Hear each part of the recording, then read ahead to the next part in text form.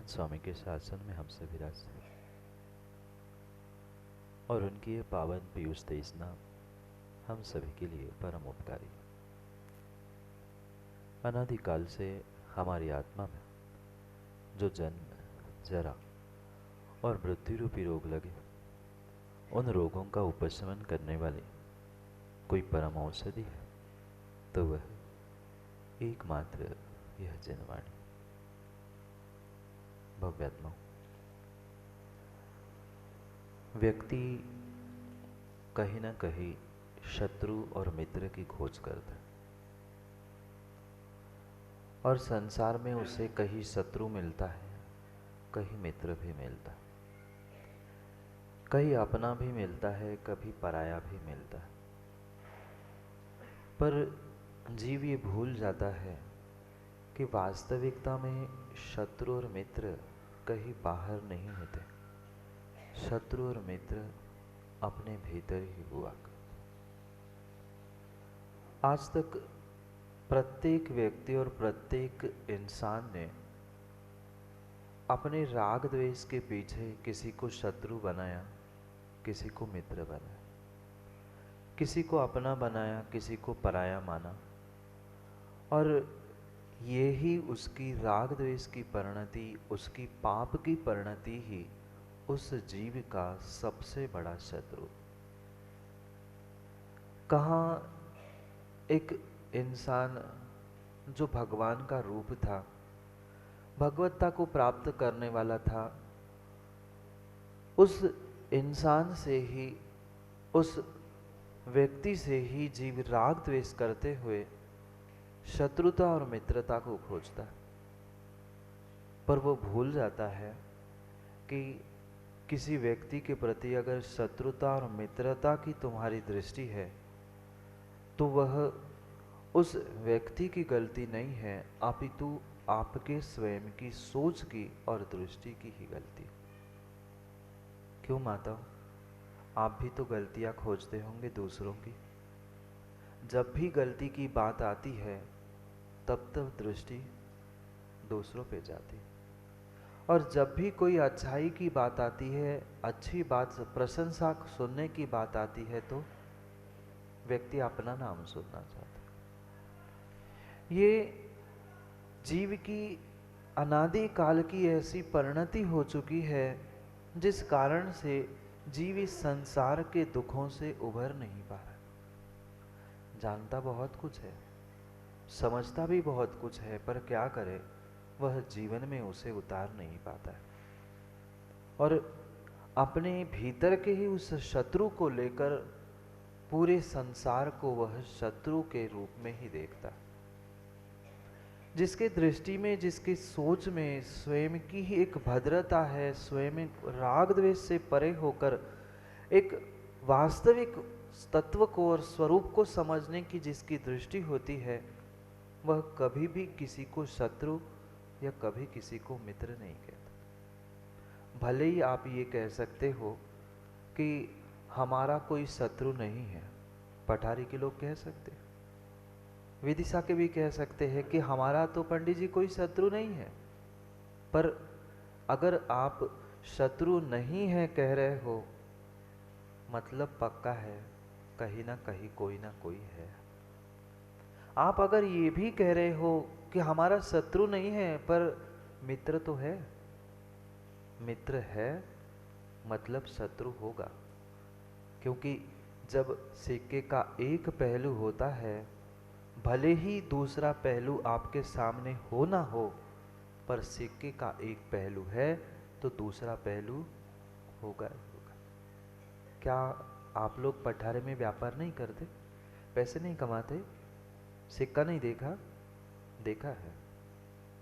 एक सिक्का होता है, भले ही सिक्के की एक बाजू, एक पहलू एक समय में हमारे सामने होता है, दूसरे समय में दूसरा पहलू होता है, पर जब तक सिक्के के दो पहलू नहीं हैं तब तक सिक्का नहीं है। ऐसा ही अपने जीवन के उन दोनों पहलुओं को हमें पहचानने की आवश्यकता है। मेरा वास्तविक पहलू क्या है और दुनिया के सामने मैं राग द्वेष से युक्त होके दुनिया को दिखाता क्या?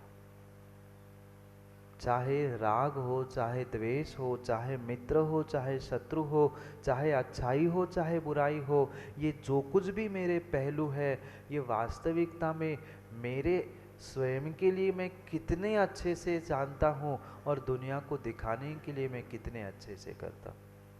माता, वो आप लोग पूजा तो करते ही होंगे, नहीं करते? पूजा तो करते ही है। वास्तविकता में पूजा पूजा करने के लिए करते हैं कि दुनिया को दिखाने के लिए करते हैं? अभी ये ऐसे की ऐसी मुंडी हो जाएगी, थोड़ा सा रुको। अभी कोई नहीं मानता, सीधी सीधी गलती मान ले तो फिर पंचम काल का इंसान कैसे? भले ही आज हम सबके सामने कह रहे हैं हम तो पूजा के लिए पूजा करते हैं, भगवान को भक्ति करने के लिए भगवान की पूजा करते हैं, पर ये माँ कहने का विषय है, पूजा करते समय आपकी दृष्टि भगवान पर और द्रव्य पे कितनी होती है और आने जाने वाले लोगों पर कितनी होती है? अब नहीं कहना ऐसा, धीरे धीरे मुंडी ऐसी हो ही जाएगी। भले ही हम आज सबके सामने उस हकीकत को, अपनी कमजोरी को पहचान नहीं पा रहे हैं, पर जब तक हम अपनी कमजोरी, अपनी पाप बुद्धि, अपनी राग द्वेष की बुद्धि को पहचान नहीं पाएंगे, तब तक भीतर के शत्रु का नाश नहीं कर सकते। भले ही बाहर के कितनी ही शत्रु की खोज कर लेना, बाहर के शत्रु को भी ठीक करने का प्रयास कर लेना, पर जब जब तुम्हें बाहर का शत्रु मित्र ये भाव आ रहे हैं, पक्का मान लेना भीतर कहीं ना कहीं मेरे पास पाप बुद्धि है और वे मेरी पाप बुद्धि ही मेरे लिए शत्रु है। कोई अगर शत्रु है तो आचार्य भगवंत कहते हैं पाप मरादी। ये पाप ही मेरा बहुत बड़ा शत्रु है, बहुत बड़ा शत्रु है, और इस पाप को जन्म देने वाला अगर कोई है तो मेरे भीतर के राग द्वेष के परिणाम है। हम तीन लोक के नाथ भगवान के सामने भी बैठकर अगर राग द्वेष के परिणाम कर रहे हैं, कौन आया कौन गया, कौन कौन से थाली में पूजा कर रहा है, मन नहीं देखते ना, कौन क्या पहन के आया। कल तक तो पीतल की थाली में बर्तन पूजा कर रहे थे, आज चांदी की थाली लाए, कल मैं भी ले आऊंगा। दृष्टि देखना, वहां तीन लोग के नाथ वेदी पे विराजमान है, वहां दृष्टि नहीं है। जो पड़ोसी पूजा कर रहा है उसकी थाली, उसकी द्रव्य हमें दिख रहे हैं, भीतर की द्रव्य क्यों नहीं पहचान पा रहे? भीतर की द्रव्य क्यों नहीं पहचान पा रहे हैं? क्योंकि हमारी दृष्टि मात्र और मात्र राग द्वेष से भरी हुई है, और जब तक ये राग द्वेष की बुद्धि मेरी नहीं हटेगी, तब तक मेरा कोई भी धार्मिक कार्य करना भी कार्यकारी नहीं होगा। सुबह से लेकर शाम तक, शाम को भी रात को भी व्यक्ति खूब सारे धार्मिक कार्य करता है। उन धार्मिक क्रियाओं को करते करते करते करते वो धार्मिक तो हो चुका, पर अभी पंडित जी धर्मात्मा नहीं हो पाया। मां अंतर आ रहा है समझ में? अगर कोई भी धर्म की क्रिया मात्र हम दूसरों को दिखाने के लिए कर रहे हैं, राग द्वेष की बुद्धि से युक्त होकर कर रहे हैं, तो वह मात्र हम धार्मिक है, धर्मात्मा नहीं है। धर्मात्मा की बुद्धि धर्म और धर्मात्मा के प्रति समान रूप से होती है, क्योंकि धर्मात्मा ही सम्यक दृष्टि होता है और सम्यक दृष्टि ही सच्चा धर्मात्मा होता है। बाकी धार्मिक तो हजारों और सैकड़ों करोड़ों हो सकते। अपनी स्वयं की परीक्षा करो, अपने आप को पहचानने का प्रयास करो, अपने भीतर के शत्रु मित्र को पहचानने का प्रयास करो। सुबह उठकर अगर हमारे ये भाव हो रहे हैं कि अभी तो बरसात हो रही है, आज रहने दो, रोज तो पूजा करते, रोज ही तो अभिषेक करते, समझ लेना भीतर के शत्रु ने आवाज लगा दी है। और उतने में ही ये लगा ठीक है कोई बात नहीं, 10-15 मिनट तो लगेंगे, चलते हैं। फिर पहचान लेना कि कहीं ना कहीं मेरे मित्र ने आवाज लगाई है, उस मित्र को मीत बना के जीना सीखो। कितने सारे संसार में हमने मित्र बनाए, कितने सारे दोस्त यार बनाए, कहाँ कहाँ भटकते भटकते हमने समय व्यतीत किया, पर अपने आप को, अपने भावों को हम आज तक मित्र नहीं बना पाए। सबसे बड़ा मित्र और सबसे बड़ा शत्रु अगर जीव का कोई है तो तेरे भीतर की पाप बुद्धि, तेरे भीतर की पुण्य बुद्धि है। जो जैसे तेरे भाव हो रहे हैं उन भावों को पढ़ने का, समझने का प्रयास करो, और जिस दिन माँ भावों को समझने का पुरुषार्थ करोगे उस दिन आप धर्मात्मा बनने के मार्ग पर निकल पड़ोगे। पहले 5 पैसे मिलते थे, 10 पैसे मिलते थे, अभी भले ही 10-15 रुपए अब रुपए में आए, पर पहले कितने मिलते थे? 5 पैसे, 10 पैसे, चवन्नी अठन्नी मिलती तो बच्चा खुश होता था, अठन्नी मिल गई आज।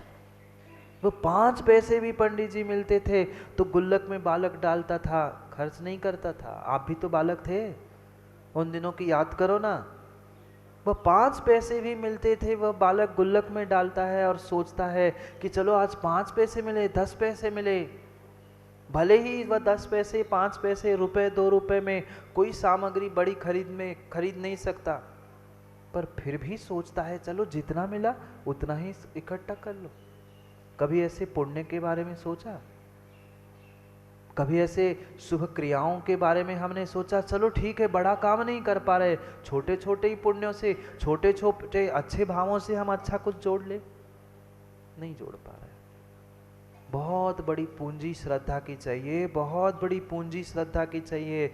वह घर, दुकान, परिवार चलाने के लिए तो ये पैसे टके फिर भी चाहिए पड़ेंगे, पर भगवान, गुरु और सच्चे देवशास्त्र गुरु पे श्रद्धान करने के लिए माँ कितने टके चाहिए, कितने पैसे चाहिए? कोई बाहर की पूंजी नहीं चाहिए। अगर पूंजी कोई चाहिए तो भीतर की श्रद्धा की पूंजी चाहिए। जिसके पास श्रद्धा की पूंजी है, जिसके पास श्रद्धा की पूंजी है, वह नियम से भगवान बन के रहेगा। कुछ नहीं करो पंचम काल में, कुछ नहीं करो, कुछ भी नहीं करो, मात्र सच्चे देव शास्त्र गुरु पर युवाओं श्रद्धा कर लो, विश्वास कर लो, तुम्हारा बेड़ा पार हो जाएगा। पर अकाट्य श्रद्धा चाहिए, अकाट्य श्रद्धा चाहिए। चाहे वह पत्थर की लकीर बदल जाए पर हमारी श्रद्धा डगमगा ना जाए, ऐसी श्रद्धा सच्चे देव शास्त्र गुरु के प्रति चाहिए, तब तुम्हारा बेड़ा पार होगा, अन्यथा होने वाला नहीं। श्रद्धा है, श्रद्धा है पीयूष, श्रद्धा है, पर कहीं ना कहीं श्रद्धा डगमगा जाती है। जैसे ही कष्ट के दिन आते हैं, बुरे दिन आते हैं, माँ कौन कौन याद आता है? पता नहीं कौन कौन याद आ जाता है। भूल जाता है व्यक्ति भगवान को, गुरु को, जिनवाणी को, सबको भूल जाता है। यही तो श्रद्धा की कमजोरी है। और इसी कारण से तो दीर्घ संसार में घूम रहे हैं। अभी भी समय है, अभी भी समय है। जाना है ना माँ? जाना है ना आप लोगों को छठे काल में? आप हाँ बोलो ना, पहले तो सब हाँ कह रहे थे। छठे काल में नरक में जाना होगा। फिर छठे काल में और नरक में नहीं जाना है तो कुछ मत करो, मात्र और मात्र श्रद्धा की पूंजी को पई पई करके जोड़ने का प्रयास करो। एक एक समय, एक एक समय, एक एक दिन, एक एक क्षण, जितना हमें समय मिले अपने भीतर से उस श्रद्धा को जोड़ने का प्रयास करो। वो ही श्रद्धा से परमात्मा के, गुरु के और जिनवाणी के पास पहुंच सकता है, जिसके भीतर राग द्वेष रूपी, पाप रूपी शत्रु का वास नहीं है। जब जब वह राग द्वेष और मेरे भीतर से पाप परिणाम उद्वेलित होंगे, निकल आएंगे, तब तब हम श्रद्धा से, सच्चे देवशास्त्र गुरु से दूर होते रहेंगे। इसलिए सोचे समझे निर्णय करें कि हमें अगर वास्तव में अपने जीवन में कुछ अच्छा करना है, भगवान बनने का पुरुषार्थ करना है, भगवान नहीं, कम से कम पंचम काल में धर्मात्मा तो बन ही सकते हैं ना। कम से कम धर्मात्मा बनने का अगर पुरुषार्थ करना है तो सच्चे देव शास्त्र गुरु धर्मात्मा के प्रति, त्यागी वृत्ति के प्रति हमें निर्मल श्रद्धा धारण करने की आवश्यकता है।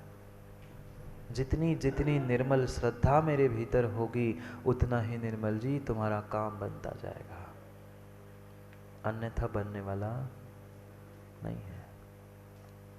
समय हो गया है। घड़ी का समय हो रहा है, घड़ी का तो हो ही रहा है, आप लोगों का नहीं हो रहा, हमारा तो हो रहा है।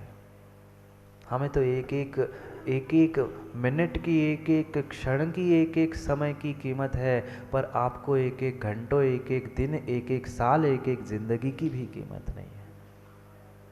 जिसको एक पल, एक क्षण की कीमत होती है, वह कभी सच्चे देव शास्त्र गुरु से, धर्मात्मा से दूर होने का विचार भी नहीं करता। इसलिए जो निमित्त मिले हैं, साधन मिले हैं, उसको कभी छोड़ने का प्रयास ना करे। मैं तो कहता हूँ पठारी वालों, 3 माता जी का जो सानिध्य आपको मिला है, ये कुछ दिनों के लिए नहीं। मैंने सुना है आपने कल पुरुषार्थ करते हुए माता जी के पास भी शायद आप लोग पहुँचे थे ना, श्रीफल लेके। ये ऐसा सौभाग्य हो जाए कि पिछले साल कुछ 2 महाराजों का चतुर्मास हुआ था, पिछली बार 2 मुनिराजों का चतुर्मास का सौभाग्य मिला था। इस साल भी आप ऐसा पुरुषार्थ करो कि माता जी का सत्संग सानिध्य आपको चतुर्मास के रूप में प्राप्त हो, ऐसा पुरुषार्थ कर लेना। पर ये बात माताओं ध्यान रखना, पानी वही ठहरता है, पानी वही ठहरता है जहाँ गहराई होती है, और साधु भी वही ठहरता है जहाँ भक्ति की गहराई होती है। आप भक्ति का प्रदर्शन करो और माता जी अपने आप फिर चल के आपके नगर में आप विराजमान हो ही जाएगी। इसलिए वह श्रद्धा और भक्ति का ऐसा परिचय अपने आप के लिए, दूसरों के लिए नहीं। दूसरों के लिए तो खूब हमने भक्ति का परिचय दिया, जैसे ही भीड़ आती है पूजा करने के तरीके बदल जाते। लोग आते हैं तो ताली बजा बजा के पूजा होती है कि प्रशंसा करें, अरे कितनी भक्ति से पूजा कर रहा है। दुनिया को दिखाने के लिए नहीं, अपने कल्याण, अपने कल्याण के लिए। इसलिए समय बहुत बहुत अल्प है, समय को समझे और समय के साथ साथ चलने का प्रयास करें। अपने भीतर ऐसी श्रद्धा ले आए कि जिससे मेरा जीवन बदल जाए। समय हो गया, पुनः समय पर समय की बात को समझेंगे। सभी के लिए बहुत बहुत आशीष है। ऐसे ही सच्चे देव शास्त्र गुरु की सेवा और उनके उस भक्ति करते हुए श्रद्धा का परिचय देते रहे तो ही हमारा काम, हमारा जीवन अवश्य ही बदल सकता है। इसलिए पुनः समय पर, समय के लिए समय पे मिलते हैं, क्योंकि समय पे किया गया काम समय को दिलाता है। बोली भगवान महावीर स्वामी की